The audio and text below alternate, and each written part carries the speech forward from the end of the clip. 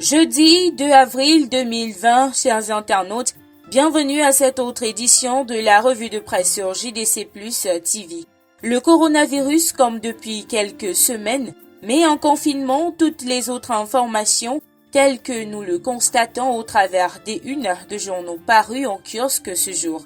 Cameroun Tribune nous fait savoir qu'écoles, frontières resteront fermées pour 15 jours supplémentaires.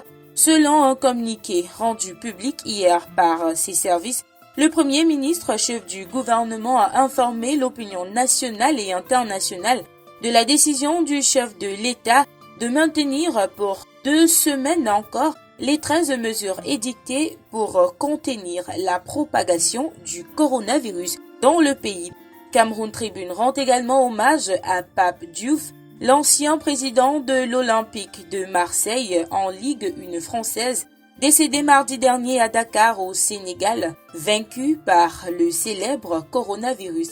Pape Diouf est donc décédé à l'âge de 68 ans et les hommages de la rédaction du quotidien bilingue Cameroun Tribune sont à retrouver en page 31 du journal paru en kiosque ce 2 avril 2020.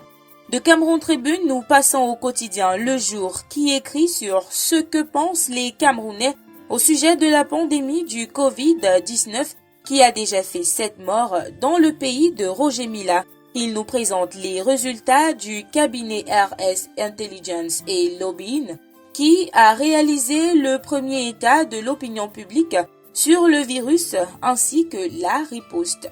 Le journal renseigne également de ce que les 13 mesures prises pour contenir cette pandémie ont été prolongées pour 15 jours supplémentaires. Covid-19, des mères testées inactives, titre le quotidien Mutation.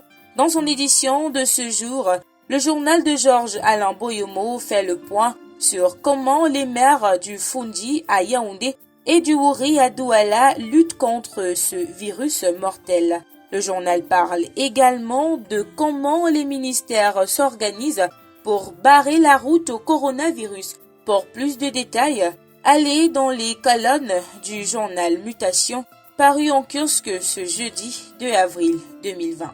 Coronavirus, grave menace sur la sécurité alimentaire, c'est le titre en une du quotidien L'Économie. Le journal souligne que pour l'Organisation des Nations Unies pour l'alimentation et l'agriculture, en abrégé FAO, il est temps de prendre des mesures qui s'imposent pour préserver les chaînes d'approvisionnement alimentaire avant qu'il ne soit trop tard. Le journal de Thierry Ekouti nous fait également savoir qu'un chercheur du ministère de la Recherche scientifique et de l'Innovation aurait fait une proposition de lutte contre le Covid-19. Quelle est cette proposition? Eh bien, lisez la page 6 du quotidien L'Économie pour avoir ample information. Et puisque nous parlons du ministère de la Recherche scientifique et de l'Innovation, terminons cette revue de presse avec Le Messager qui indique que Madeleine Tuanté, en charge de ce ministère, se prononce sur le Covid-19.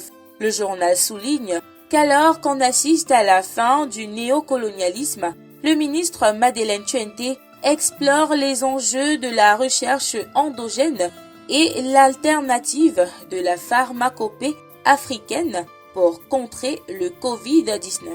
Et voilà qui vient mettre un terme à cette édition de la revue de presse sur JDC+ TV. Merci d'avoir regardé. À demain.